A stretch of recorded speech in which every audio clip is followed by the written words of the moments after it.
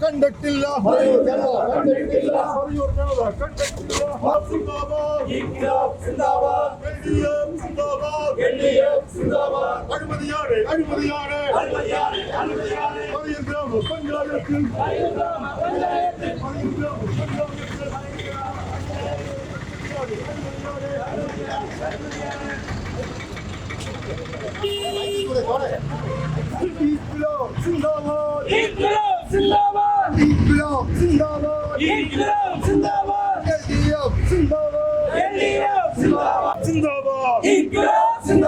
ലൈഫുകാർക്ക് പെർമിറ്റില്ല, ലൈഫുകാർക്ക് നമ്പറുമില്ല, മുതലാളിയാണെ നമ്പറുമുണ്ട്, മുതലാളിയാണെ പെർമിറ്റുണ്ട്, മുതലാളിയാണെ പെർമിറ്റുണ്ട്. പഞ്ചായത്ത് സെക്രട്ടറിയെ ഒത്തുകളിച്ചോ സൂക്ഷിച്ചോ,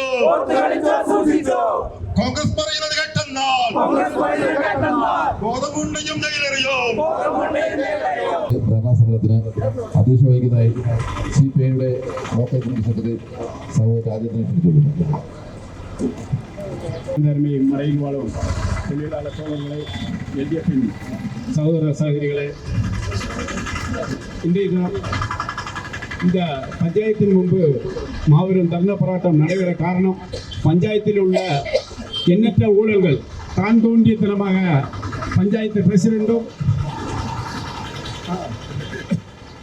மற்றுள்ள பஞ்சாயத்து உத்தியோகஸ்தர்களும் அவர்கள் கைக்கூலியாக நின்று கொண்டு எண்ணற்ற அறிமுறைகளை செய்து கொண்டிருக்கிறார்கள். அதற்கு எதிராகத்தான் இன்றைய தினம் LDF-இன் சார்பாக இந்த கண்டன போராட்டம் நடைபெற்றுக் கொண்டிருக்கிறது. பெரியவர்களே, தாய்மார்களே, வாலிப நண்பர்களே, வியாபாரிகளே மற்றும் இந்த போராட்டத்தில் பங்கெடுத்துக் கொண்டிருக்கக்கூடிய இடதுசாரி ஜனநாயக முன்னணியினுடைய செயல் வீரர்களே, உங்களுக்கெல்லாம் தெரியும், கழிந்த 4 வருட காலமாக மறையூர் பஞ்சாயத்தில் காங்கிரசின் தலைமையில் நடைபெற்றுக் கொண்டிருக்கக்கூடிய மறையூர் கிராம பஞ்சாயத்து பல அனுமதிகளை இங்கு நடத்தி கொண்டிருக்கின்றது. ஒரு பரணத்தை முறையாக நடத்தக்கூடிய அளவிற்குள்ள பரண சமிதி கூட மறையூர் பஞ்சாயத்தில் கிடையாது.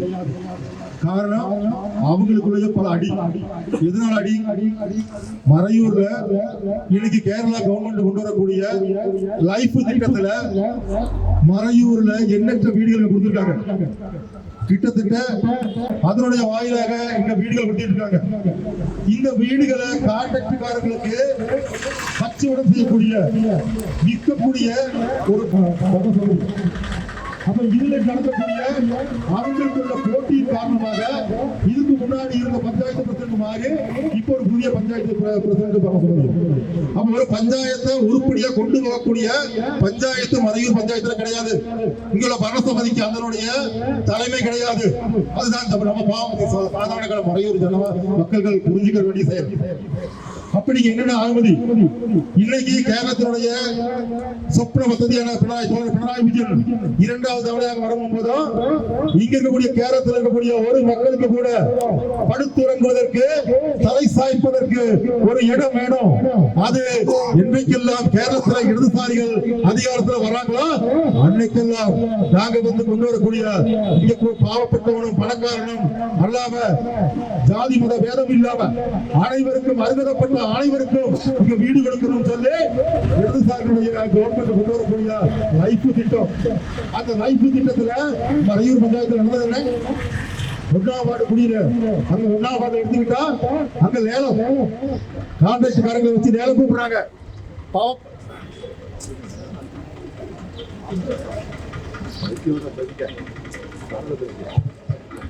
லேலம் கூப்பிடுறாங்க கான்ட்ராக்ட் காரங்க. உட்கார்ந்துருப்பாங்க அங்க 20,000 தொட்டு 40,000 வரை ஏற்றம் கூடுதல் பஞ்சாயத்து மெம்பருக்கு யாரு பணம் கூடுதல் கொடுக்குறாங்களோ அவங்களுக்கு வீடு. அப்படி பணம் கொடுக்கறதுக்கு குறைவா கொடுத்தாங்கன்னா அவங்களுக்கு அந்த கான்ட்ராக்டருக்கு வீடு கிடையாது. அப்படி கொடுக்கப்பட்டு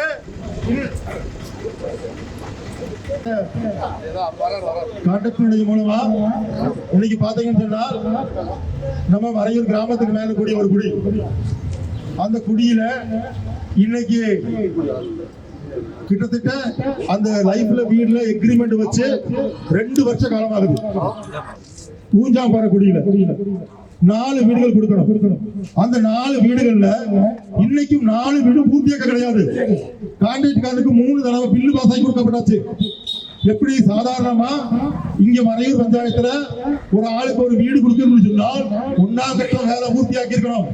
அப்படின்னா 1ஆம் கட்ட பில்லு, 2ஆம் கட்டம் பூர்த்தியாக்கினா மட்டும்தான் 2ஆம் கட்ட பில்லு, 3ஆம் கட்டம் பூர்த்தியாக்கினா தான் 3ஆம் கட்ட bill.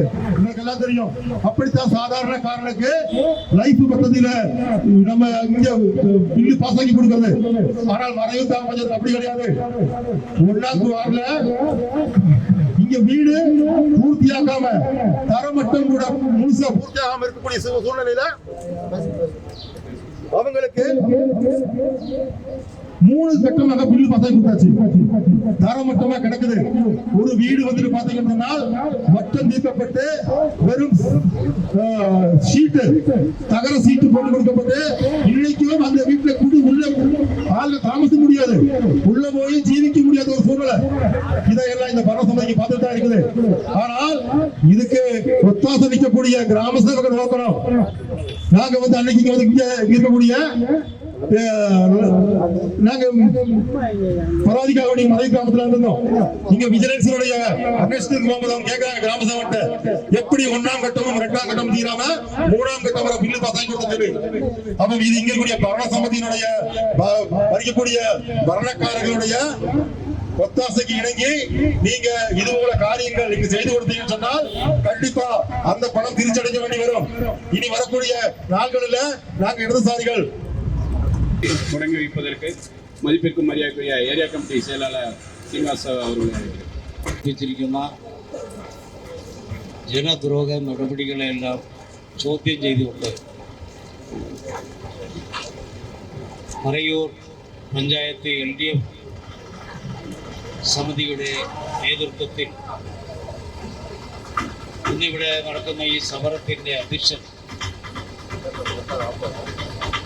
Communist party of India Marayoor local committee secretary സഖാവ് രാജേന്ദ്രൻ,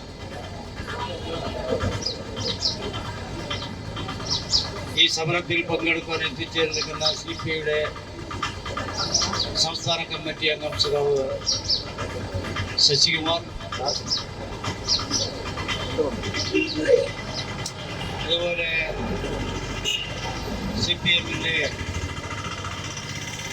ഏരിയ സെക്രട്ടറിയെ പ്രവർത്തിക്കുന്ന സഖാവ് ചന്ദ്രൻ, കേരള കോൺഗ്രസിൻ്റെ നേതാവ് ശ്രീമാൻ രമേശ്,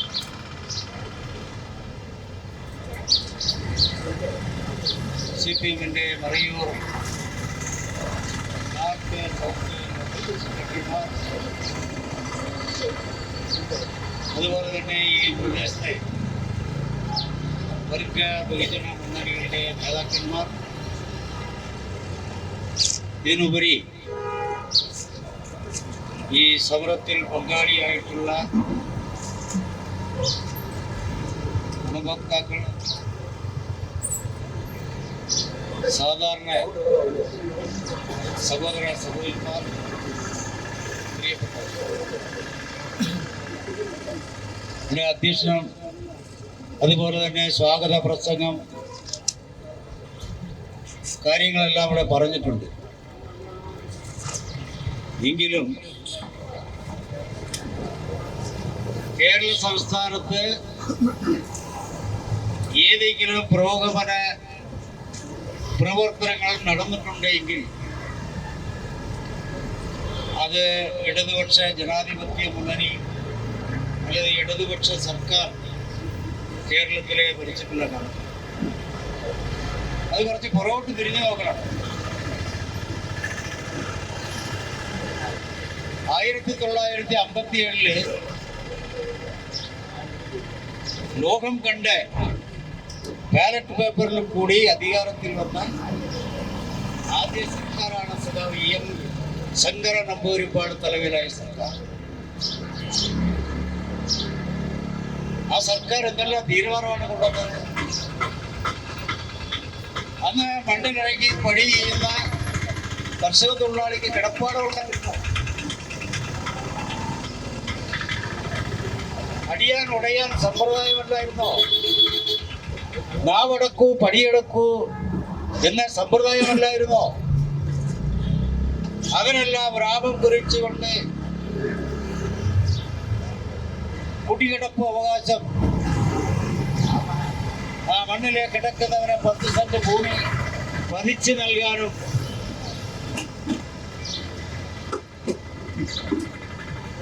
അതുപോലെ തന്നെ കുടിയിറക്കി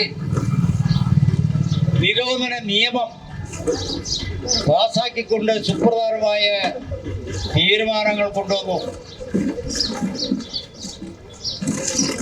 ഇത് കണ്ടു സഹിക്കുവോ?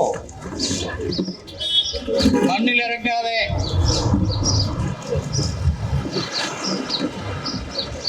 പണിയെടുക്കാതെ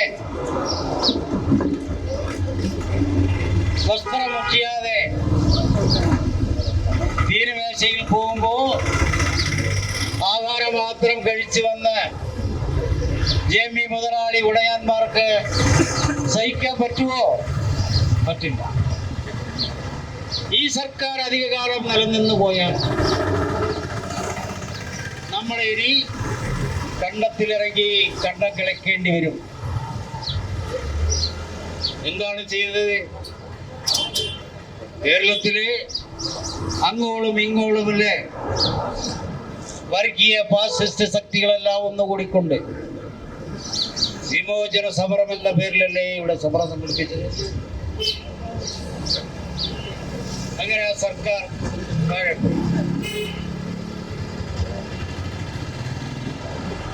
ഡിസ്മിസ് ചെയ്തു. ആ സർക്കാരിനെ ഡിസ്മിസ് ചെയ്തു.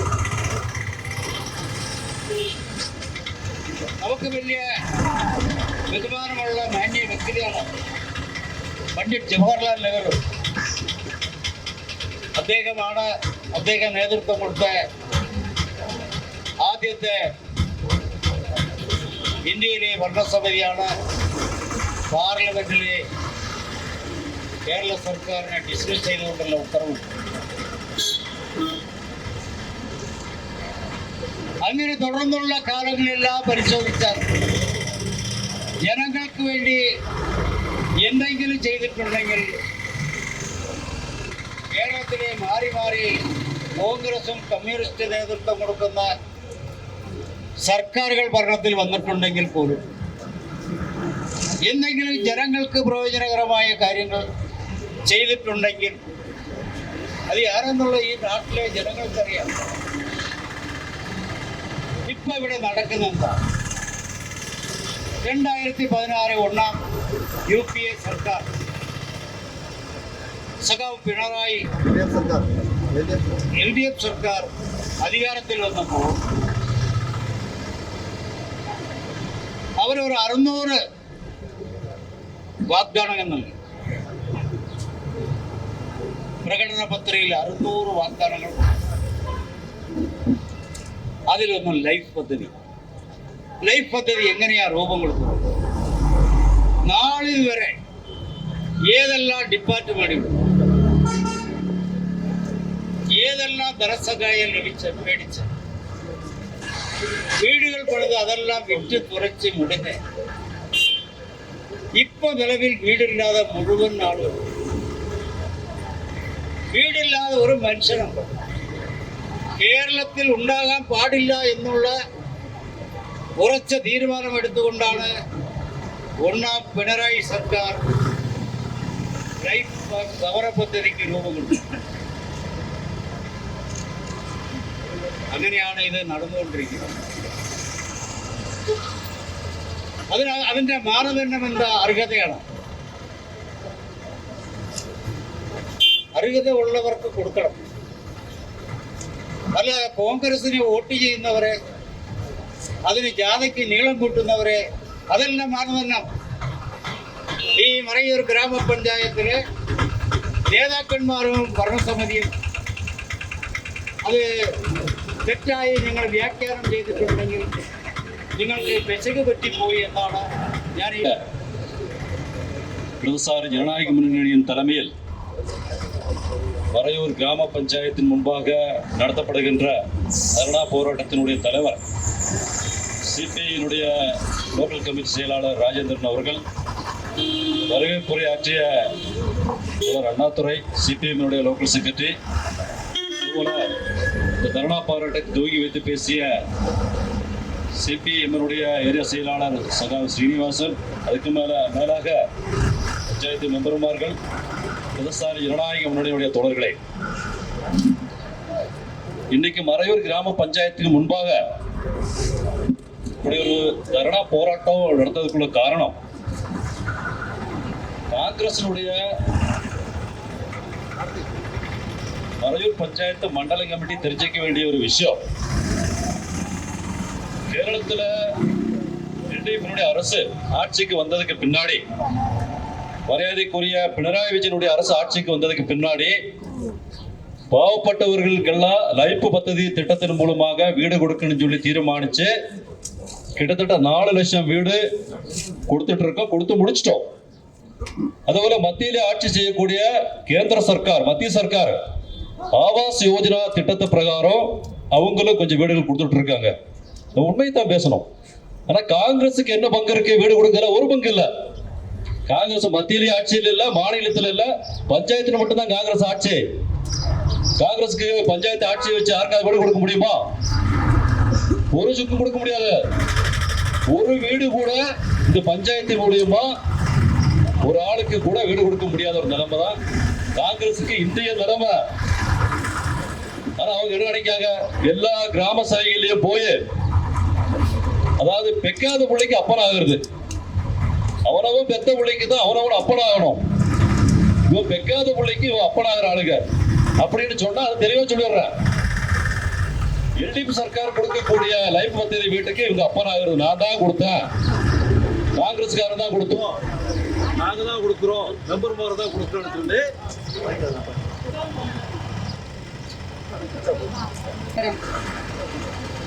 പോരാട്ടത്തിന്റെ അധിസ്ഥാനം വഹിക്കുന്ന സഖാവ് രാജേന്ദ്രൻ അവർ ഈ പോരാട്ടം ഉദ്ഘാടനം ചെയ്ത നമ്മുടെ ഏരിയ സെക്രട്ടറി ശ്രീനിവാസ് സഖാവ് അവർ, കാന്തല്ലൂർ മറയൂര് ജനപ്രതിനിധികൾ, എല്ലാ സഖാക്കളും, സ്നേഹം നിറഞ്ഞ പൊതുജനങ്ങളെ, ഉദ്യോഗസ്ഥന്മാരെ, എനിക്കിവിടെ പറയാനുള്ളത്, പ്രതീക്ഷിച്ചിരുന്ന ഒരു പോരാട്ടമാണിത്. വ്യക്തിഗതമായിട്ടും കൂട്ടമായിട്ടും പറയാനുള്ള ഒരു കാര്യം ഇവിടെ കുറേ ഉണ്ട്. ശരിക്കും പാവപ്പെട്ടതിന്റെ സർക്കാർ കൊടുക്കുന്നുണ്ട്. സർക്കാർ ഇന്ന് ഈ സംസ്ഥാന സർക്കാർ കൊടുക്കാത്ത ആനുകൂല്യം ഏതാ ഉള്ളത്? ജനങ്ങൾക്ക് ആവശ്യമുള്ള എല്ലാ ആനുകൂല്യവും കൊടുക്കുന്നുണ്ട്. പക്ഷെ ജനങ്ങളിൽ എത്തിക്കുന്നില്ല എന്നുള്ളതാണ് ഉറപ്പ്. അത് മാത്രമല്ല ഇവിടെ ശരിക്കും സംസ്ഥാന സർക്കാരിന്റെ സ്വപ്ന പദ്ധതികൾ ഒന്നാണ് ഈ ലൈഫ് ഭവന പദ്ധതി എന്നുള്ളത്. ഈ ലൈഫ് ഭവന പദ്ധതി എന്നുള്ളത് അർഹതപ്പെട്ടവർക്ക്, അത് മാത്രമല്ല എല്ലാ ആനുകൂല്യങ്ങളും ജനങ്ങൾക്ക് അർഹതപ്പെട്ടവർക്ക് കൊടുക്കണം എന്നുള്ളതാണ് സർക്കാരിന്റെ ചിന്ത. അത് എത്തിച്ചു കൊടുക്കുന്നില്ല എന്നുള്ളതാണ് സത്യം.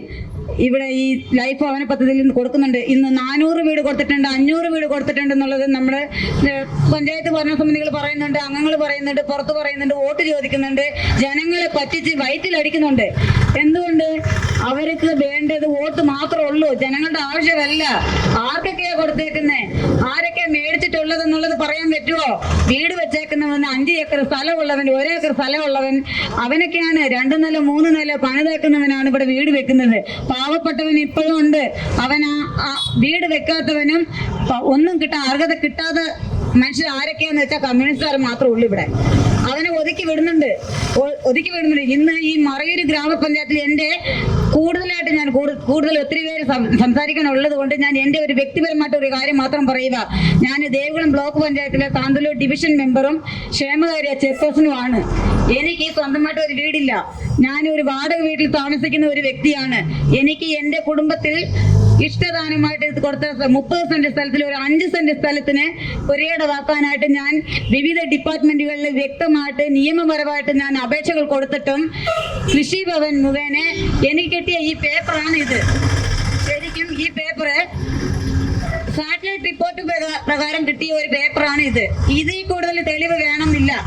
ഒരു പുരയിടമാക്കി കൊടുക്കാനുള്ള തെളിവ് ഇതിന്റെ അകത്ത് പ്യുവർ വെജിറ്റേഷൻ എന്ന് പറഞ്ഞ് 2008 മുതൽ വെജിറ്റേഷൻ ആണെന്നാണ് നമുക്ക് തന്നേക്കുന്നത് ഈ റിപ്പോർട്ട് പ്രകാരം എനിക്ക് പുരയിടമാക്കി തരാൻ 5 സെന്റ് ഞാൻ കൂടുതൽ ചോദിക്കുന്നില്ല. എന്റെ കൃഷി മൊത്തം നശിച്ചു പോവാണ്. ഞാൻ അവിടെ താമസം കയറിയാൽ മാത്രമേ എനിക്ക് അവിടെ കൃഷി വെക്കാൻ പറ്റുള്ളൂ. ഇന്നത്തെ ഉദ്യോഗസ്ഥന്മാർ കളിക്കുന്ന കളി ശരിക്കും കൃഷി ഓഫീസറോട് ഞാൻ കൊണ്ടുപോയി കാണിച്ചു, സ്ഥലത്തിൽ കൊണ്ടുപോയി കാണിച്ചു. സാറേ, എനിക്ക് ഇവിടെ ഞാൻ താമസം വന്നാൽ മാത്രം എനിക്ക് ഇവിടെ ഞാൻ കൃഷി വെക്കാൻ പറ്റുള്ളൂ. കൃഷി ഓഫീസറിനൊന്നും പാവപ്പെട്ടവർ 5 സെന്റ് 10 സെന്റ് 1/2 ഏക്കർ ഉള്ളവരുടെ കൃഷിയൊന്നും ആവശ്യമില്ല. അവർക്ക് 5 ഏക്കർ 10 ഏക്കർ സ്ഥലമുള്ളവർക്ക് മാത്രം കരിമ്പ് കൃഷി മാത്രം മതി. അവർക്ക് കരിമ്പ് കൃഷി വേണമെന്നില്ലെന്നല്ല ഞാൻ പറയുന്നത്.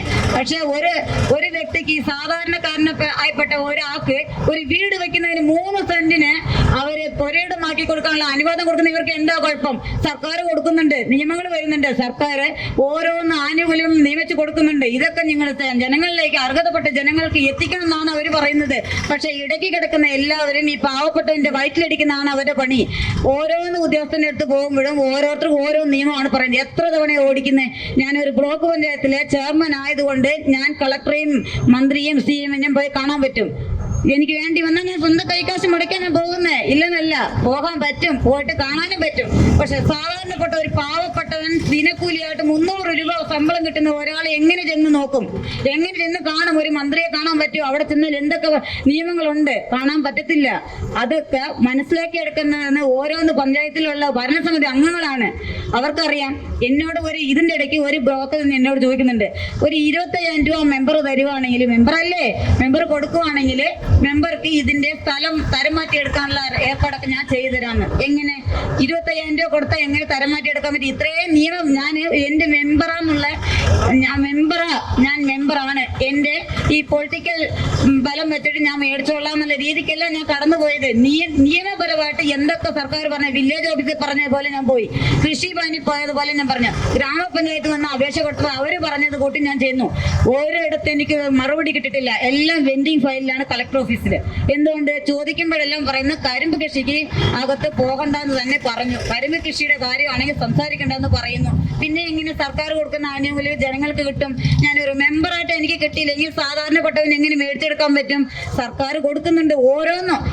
ഇന്ന് ശരിക്കും പറഞ്ഞാൽ ഒരു SC വിഭാഗത്തിൽപ്പെട്ട ഒരാൾക്ക്, ഒരു SC ആയിട്ട് ഒരു കുട്ടി ജനിച്ചാൽ, ഒരു കുട്ടി ആണായാലും പെൺകുട്ടിയായാലും ജനിച്ചാൽ അവർക്ക് പഠനമുറിയുണ്ട്. അതുപോലെ ഒരു പെൺകുട്ടിയായിട്ട് ജനിച്ചാൽ അവർ പ്രായപൂർത്തിയായി വരുമ്പോൾ അവർക്ക് വിദ്യാഭ്യാസത്തിന് ധനസഹായമുണ്ട്. കെട്ടിച്ചു വിടുമ്പോൾ വിവാഹ ധനസഹായം ഫണ്ടുണ്ട്. ഒരാള് സുഖമില്ലാണ്ട് കിടന്നാൽ അവർക്ക് മെഡിക്കൽ അലവൻസ് ഉണ്ട്. ഏതൊക്കെയാ ഇല്ലാത്തതുള്ളൂ? ഒരു ട്രൈബൽ കുട്ടിയാണെങ്കിൽ പദ്ധതിയിൽ അവർക്ക് വേണ്ട ആവശ്യങ്ങളെല്ലാം ഉണ്ട്. ഒരു ട്രൈബിളിൽ ഒരു വുമൺ, ഒരു പെണ്ണ് പ്രഗ്നന്റ് ആയി കഴിഞ്ഞാൽ അവർക്ക് വേണ്ട ആവശ്യങ്ങൾ ചെയ്തു കൊടുക്കുന്നത്, അവരെ ഹോസ്പിറ്റലിൽ എത്തിക്കുന്ന ഒരു വണ്ടി വാഹനത്തിന്റെ സൗകര്യങ്ങൾ വരെ സർക്കാർ എത്തിച്ചു കൊടുക്കുന്നുണ്ട്. അതുപോലെ ഓരോന്ന് ഇഷ്ടം പോലെ ഉണ്ട്. ഞാൻ ഇവിടെ പറയാൻ ഉദ്ദേശിക്കുന്ന ഈ ലൈഫ് ഭവന പദ്ധതിയിൽ ആവാസ് പ്ലസിന്റെയും കാര്യങ്ങളിൽ ഓരോന്ന് കാര്യങ്ങൾ വ്യക്തതയും വേണം. ആർക്കൊക്കെ കൊടുത്തിരിക്കുന്നതെന്നുള്ളതും ആരൊക്കെ അനുഭവിക്കുന്നതെന്നുള്ളതും അർഹതപ്പെട്ടവരാണോ അനുഭവിക്കുന്നതെന്നുള്ളതിന്റെ തെളിവുകൾ ഈ പാവപ്പെട്ട ജനങ്ങൾ എല്ലാവരും അറിയുകയും ചെയ്യണം. അതുപോലെ തന്നെ കുറെ കാര്യങ്ങളുണ്ട്. അഴിമതി തന്നെയാണ്, വയറ്റിലടിക്കാനുള്ള പണി തന്നെയാണ് എല്ലാവരും ചെയ്യുന്നത്. ഞാൻ എന്റെ ഈ വ്യക്തിപരമായിട്ടുള്ള കാര്യത്തിൽ ഓരോന്ന് നടന്നു വന്നതിന് അനുസരിച്ച് തന്നെയാണ് ഞാൻ പറയുന്നത്. നമുക്ക് ഇങ്ങനെ ഒരു അവസ്ഥയാണെങ്കിൽ പാവപ്പെട്ട ജനങ്ങൾ എത്ര പേര് അനുഭവിക്കുന്നുണ്ട് ഈ വിഷമങ്ങളും ബുദ്ധിമുട്ടുകളും, അവർക്ക് തുറന്നു പറയാൻ പറ്റത്തില്ല. ഇന്ന് ശരിക്കും പറഞ്ഞാൽ ഈ അഞ്ചനാട് മേഖലകളിൽ എഴുതാനും വായിക്കാനും അറിയാൻ പാടില്ലാത്ത ജനങ്ങളാണ് കൂടുതലും ഉള്ളത്. അവർക്കറിയില്ല ഒരു ഉദ്യോഗസ്ഥനോട് ചെന്ന് എന്താ സംസാരിക്കേണ്ടതെന്ന് അറിയില്ല, അവർക്ക് പറയാനും പറ്റത്തില്ല. അവര് ചെന്ന് അവിടെ പാവം പോലെ നിൽക്കും. അവര് ഇന്ന് ഏതൊക്കെ സ്ഥാപനങ്ങളും കയറിയാലും അവിടെ ഏതൊക്കെ സ്റ്റാഫുകളാണ് കുറയ്ക്ക് അവിടെ നിന്ന് കറക്റ്റായിട്ട് അവർ വർക്കിംഗ് ഡേയിൽ അവർ അവിടെ വർക്ക് ചെയ്യുന്നുണ്ടെന്നുള്ളത് ജനങ്ങൾക്ക് അറിയുന്നുണ്ടോ? അവിടെ ചെല്ലും, ദിനക്കൂലിയും അടക്കി അവർ അവിടെ ചെല്ലും, വണ്ടിക്കൂലിയും അടക്കി അവിടെ പോകണം. അവിടെ പോയ ആളില്ല, അവിടെ പോയ സെക്ഷനിൽ ആളില്ല. ഞങ്ങൾ ജനപ്രതിനിധിയായ ഞങ്ങൾ തന്നെ പെടുന്ന അവസ്ഥ ഞങ്ങൾക്ക് അറിയത്തുള്ളൂ. ശരിക്കും പറഞ്ഞാൽ ഈ പാവപ്പെട്ട ജനങ്ങൾക്ക് ഒന്നുമേ കിട്ടുന്നില്ലെന്നുള്ളതാണ് സത്യം. ഈ ആവാസ് പ്ലസിന്റെയൊക്കെ കാര്യങ്ങളിൽ ശരിക്കും 400 വീട് കൊടുത്തിട്ടുണ്ടെന്ന് പറയുന്നുണ്ട്. കഴിഞ്ഞ പഞ്ചായത്ത് ഇലക്ഷൻ സമയത്ത് നിങ്ങൾ എല്ലാവരും അറിഞ്ഞ സംഭവമാണ്. നമ്മുടെ കോൺഗ്രസ് നേതാവ് ചെന്നിത്തല പറഞ്ഞത് ഓർക്കുന്നുണ്ടോ? ഞങ്ങൾ ഭരണത്തിൽ വന്നാൽ ആർക്കും ഈ ലൈഫ് ഭവന കൊടുക്കത്തില്ല. അതുകൊണ്ട് സർക്കാരിൽ എക്കണോമിക് പ്രോബ്ലം ആണ്, അവിടെ പൈസ ഇല്ല. അതുകൊണ്ട് അവിടെ പൈസക്കുള്ള തട്ടുപ്പാട് ഉണ്ടാക്കത്തില്ല ഞങ്ങള്, അതുകൊണ്ട് ഞങ്ങൾ വന്നാൽ കൊടുക്കത്തില്ലെന്ന്. ഇന്ന് അവൻ കൊടുക്കുന്ന ശരിക്കും ഞങ്ങളുടെ സർക്കാർ കൊടുക്കുന്ന ആ ഭവന പദ്ധതി ഞങ്ങളാ കൊടുക്കുന്നതെന്ന് പറഞ്ഞുകൊണ്ടിരിക്കുക ഈ ഭരണസമിതി അംഗങ്ങള്. അത് മാത്രമാണോ കൊടുക്കുന്ന? ഓരോരുത്തരോടും 5000, 10000 ഇങ്ങനെ കൈക്കൂലി മേടിച്ചാണ് ഇന്ന് ജീവിക്കുന്നത് ഇവിടെ. അങ്ങനെയൊക്കെയാണ്. ഒരാൾക്ക് വീട് വയ്ക്കാൻ 3 സെന്റ് സ്ഥലത്തിന് പുരയിടാക്കി കൊടുക്കാൻ ഇവർക്ക് കഴിവില്ല എങ്കിൽ എന്തിനാ ഭരണസമിതി പിരിച്ചുവിട്ടിട്ട് ഇറങ്ങിപ്പോ? അതാണ് ഞങ്ങളുടെ അഭിപ്രായം. ശരിക്കും ഇവിടെ പറയാൻ ഒത്തിരി കാര്യങ്ങളുണ്ട്, ഇവർ കുറെ പേര് സംസാരിക്കാനും ഉണ്ട്. അതുകൊണ്ട് ഞാൻ കൂടുതലായിട്ട് ഒന്നും സംസാരിക്കുന്നില്ല. ഇത് ശരിക്കും ആശയപരമായ ഒരു പോരാട്ടമാണിത്. ഈ പോരാട്ടത്തിൽ എല്ലാവരുടെയും ഒരു ന്യായമായിട്ടുള്ള ഒരു തീരുമാനങ്ങൾ കിട്ടുന്നതിന് വേണ്ടിയിട്ട് ഞാനിവിടെ സംസാരിക്കുകയും ചെയ്തു. ഈ പോരാട്ടത്തിൽ സംസാരിക്കാൻ എനിക്ക് സമയം ഒരുക്കി തന്ന എല്ലാവർക്കും ഒരിക്കൽ കൂടെ നന്ദി രേഖപ്പെടുത്തിക്കൊണ്ട് പോരാട്ടത്തിന് ആശംസ നേർന്നുകൊണ്ട് നിർത്തുന്നു. നന്ദി, നമസ്കാരം. നേതൃത്വം കൊടുക്കുന്ന LDFന്റെ നേതാക്കന്മാരെ, ഇവിടെ എനിക്ക് മുമ്പ് സംസാരിച്ച സഖാക്കൾ എന്തിനാണ് ഇവിടെ സമരം സംഘടിപ്പിക്കുന്നത് എന്നതിനെ സംബന്ധിച്ച് വളരെ വിശദമായി തന്നെ സൂചിപ്പിച്ചിട്ടുണ്ട്. മറയൂർ ഗ്രാമപഞ്ചായത്ത് എക്കാലത്തും അഴിമതിക്ക് സ്വജനപക്ഷപാതത്തിനും പേരുകെട്ട ഒരു പഞ്ചായത്താണ്. ദേവികുളം ബ്ലോക്ക് പഞ്ചായത്തിലും ഇടുക്കിയിലും ആദ്യം ഈ പഞ്ചായത്ത് അറിയപ്പെട്ടത് കനാൽ പഞ്ചായത്തെന്നാണ്. കാരണം ഈ പഞ്ചായത്തിലെ ഏറ്റവും കൂടുതൽ പദ്ധതികൾ കനാലിനായി മാറ്റിവെക്കും. എന്നാൽ ഇറിഗേഷൻ നടപ്പിലാക്കുന്ന പദ്ധതികൾ പോലും പഞ്ചായത്തിൻ്റെ എസ്റ്റിമേറ്റിനകത്ത് ഉൾപ്പെടുത്തി വലിയ നിലയിലുള്ള തട്ടിപ്പും കൊള്ളയും എല്ലാം നടത്തിയതിൻ്റെ വിശദാംശം നമ്മുടെ മുമ്പിലുണ്ട്. ഇവിടെ ഇപ്പോൾ ഈ സമരം പെട്ടെന്ന് നടത്താനുണ്ടായ സാഹചര്യത്തെ സംബന്ധിച്ച് പറഞ്ഞു. ഇവിടെ PMAY പദ്ധതി അതിൻ്റെ ഗുണഭോക്താക്കളെ തിരഞ്ഞെടുക്കുന്നതിന് വേണ്ടി പഞ്ചായത്ത് തയ്യാറാക്കിയ ഗുണഭോക്താക്കളുടെ പട്ടികയിൽ 2017 ലൈഫ് ലിസ്റ്റിൻ്റെ അകത്ത് വീട് കൊടുത്ത് അതിൻ്റെ പൂർണ്ണമായ തുകയും കൈമാറി ആ വീട് വിറ്റ ആൾക്ക് വീണ്ടും PMAY പദ്ധതിക്കകത്ത് ഗുണഭോക്താവായി തെരഞ്ഞു വച്ചിരിക്കുകയാണ്. അവരെ എഗ്രിമെന്റ് വെക്കാൻ വേണ്ടി പേപ്പറും അതിന് ആവശ്യമായിട്ടുള്ള രേഖകളുമായി വരാൻ ഗ്രാമസേവകൻ അറിയിപ്പ് കൊടുത്തിരിക്കുന്നു. ഈ സാഹചര്യത്തിലാണ് ഇടതുപക്ഷത്തിന്റെ നേതാക്കന്മാർ ഗ്രാമസേവകനെ കണ്ട് ഈ തട്ടിപ്പ് ഇവിടെ നടക്കില്ല എന്ന് പറഞ്ഞത്. എന്ന് പറഞ്ഞാൽ വിവിധ സർക്കാർ ആനുകൂല്യങ്ങളിൽ കൈപ്പറ്റി ഇവിടെ ഭവന പദ്ധതിയുടെ ഗുണഭോക്താവായി തിരഞ്ഞെടുത്ത് വീട് നിർമ്മാണം നടത്തി ആ വീട് വിറ്റ ആളുകൾക്ക് രാഷ്ട്രീയം, കോൺഗ്രസിന്റെ രാഷ്ട്രീയം ഉണ്ട് എന്ന കാരണത്തോട് മാത്രം, ഒരു കോൺഗ്രസ്സുകാരനാണ് എന്ന ഒറ്റ കാരണം കൊണ്ട് ലൈഫിന്റെ അകത്ത് അനധികൃതമായി ലൈഫിന്റെ അകത്ത് ആളുകൾക്ക് വീട് ഗുണഭോക്താക്കൾ കൊടുക്കുകയാണ്. ഞങ്ങൾ ഈ സമരത്തിന്റെ ഭാഗമായി ഉന്നയിച്ചൊരു കാര്യം, മറയൂർ പഞ്ചായത്തിലെ ആദിവാസി മേഖലകൾ ഇവിടെ സൂചിപ്പിച്ചതുപോലെ എന്നും കോൺഗ്രസിനെ പിന്തുണയ്ക്കുന്ന ജനവിഭാഗമുള്ള സ്ഥലമാണ്. അവിടെ ഇടതുപക്ഷ ജനാധിപത്യ മുന്നണി ഗവൺമെന്റ് അധികാരത്തിൽ വന്നുകൊണ്ടാണ് ലൈഫ് പദ്ധതി നടപ്പാക്കിയത്. ഇവിടെ സൂചിപ്പിച്ചതുപോലെ കോൺഗ്രസ് കഴിഞ്ഞ തെരഞ്ഞെടുപ്പിൽ പറഞ്ഞു ലൈഫ് പദ്ധതി അഴിമതിയാണ്, ഞങ്ങൾ വന്നാൽ അത് നടപ്പാക്കില്ല. 364 പേർക്കാണ് 1-ാം വാർഡിലും 2-ാം വാർഡിലും ലൈഫ് പദ്ധതിക്കകത്ത്